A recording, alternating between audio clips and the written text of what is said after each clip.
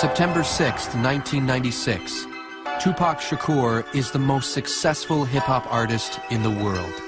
He's no different than the king of rock and roll, Elvis Presley. Tupac was a king of rap. To his legions of fans, he is the ultimate gangster rapper. Thug life, that's my comment. He is the angry voice of urban America. Yes, I am gonna say that I'm a thug. That's because I came from the gutter. People in the hood call him Black Jesus. They was like he was sent here to save us. But to the authorities and to his rivals within the world of hip-hop, he is seen as a threat. You know, America eats its babies. No matter what y'all think about me, I'm still your child, you know? He said many times, I'm going to die. I'm going to go out in a blaze of glory. And soon, that prophecy will come true. This is the story of the final hours in the life of Tupac Shakur.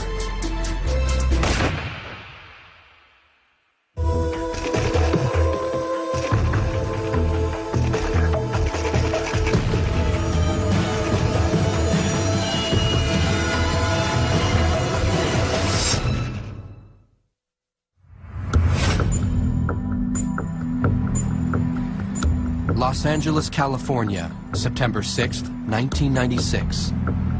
It's 11:30 p.m. and Tupac Shakur leaves Lacey Studios in downtown LA, where he's just finished shooting his latest video. After scoring 6 Billboard Top 10 singles in the last 6 years, Tupac is riding a wave of success that other artists can only envy. But in just 24 hours, that ride will come to a sudden and brutal end.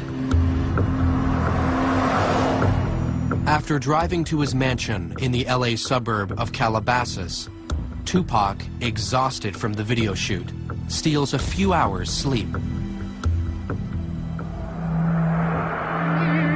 In the morning, his cousin, Jamala Lassane, reminds him that they have to leave on a trip to Las Vegas. Because our birthdays is in the same month, he wanted me to celebrate our birthdays together in Vegas.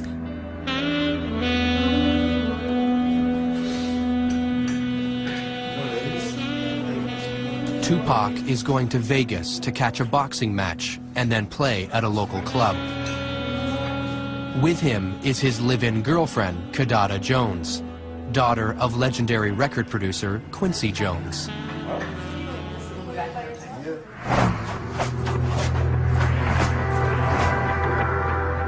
Within hours, they hit the road. But Tupac is less than eager to make the trip. Pac didn't want to go. You know what I'm saying? It was obvious there was some other family issues that he wanted to deal with back in Atlanta, and he wasn't really keen on the whole Vegas trip, you know what I mean? But at the urging of his manager, Tupac goes along with the plan. It will be the last trip he ever takes.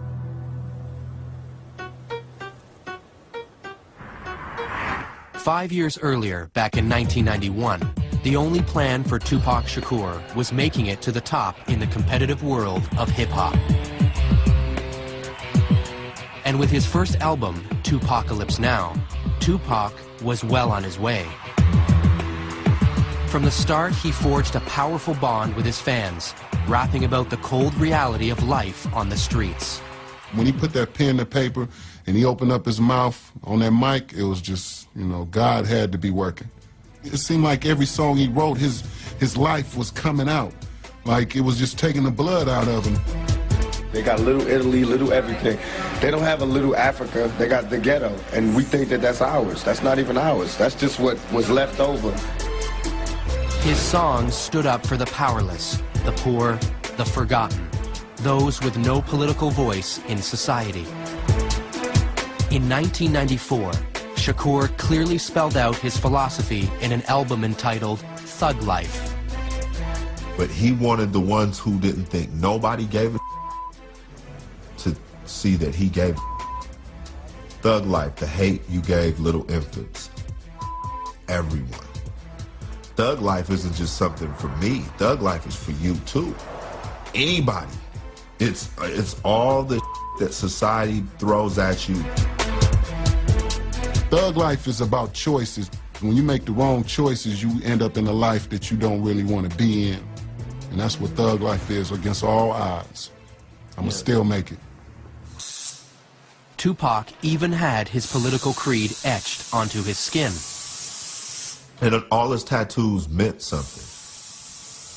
He had 50 with an AK-47 tattooed on him. And what he believed is that 50 black men can do anything, if they put their mind to it, and they were all pulling at the same time in the same direction. Fans fell in love with his swagger, with his utter refusal to tone down his message. Was it incendiary? Was it crazy? Were the kids screaming at his concerts? Were girls tearing off their shirts? Were guys, like, you know, saluting with the pistol salute in the air? Yes, they were doing all that. And, I mean, that's hip-hop, that's rock and roll.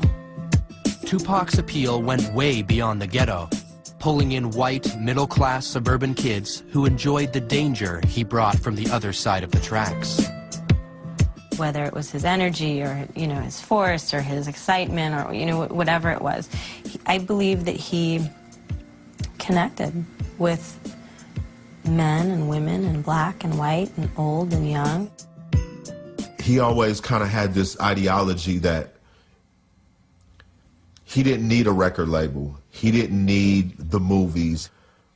All he needed to do was stay real. Because if he stays real and he keeps telling the kids what is authentic to him, that they will always relate. He will never be begging for bread. If it was attention that Tupac was looking for, he more than got it. But not always for the right reasons. As he climbed the ladder, some in the hip-hop community looked on with envy. Tupac Shakur was starting to make enemies.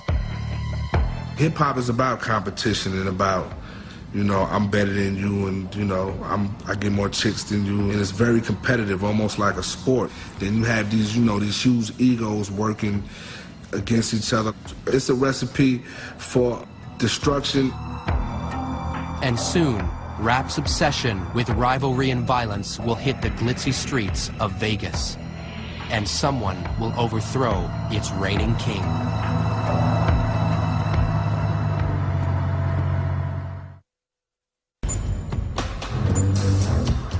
September 7th, 1996, 3 p.m.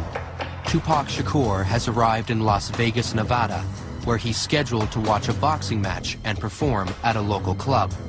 A performance he will never get a chance to give. In less than 9 hours, he will be gunned down in cold blood.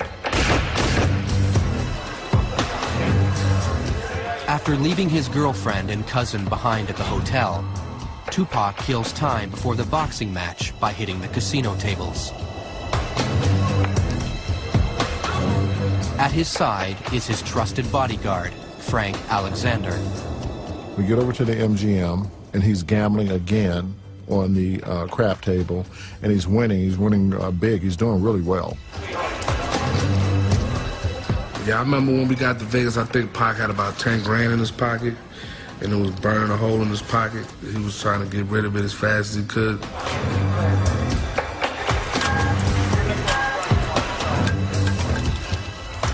At the table, Tupac is joined by members of the Outlaw Immortals, his backup group. They were his singers and his friends that were on a lot of the songs that you know, he was doing at that time. As usual, everywhere Tupac goes, a crowd follows, especially women. Tupac and women. The women were a dime a dozen. They were there, the groupies, from the movie sets, from the video sets, from the studio, from Italy, wherever.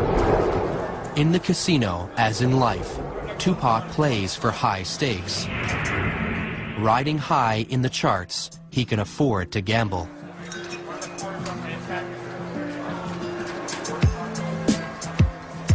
But 25 years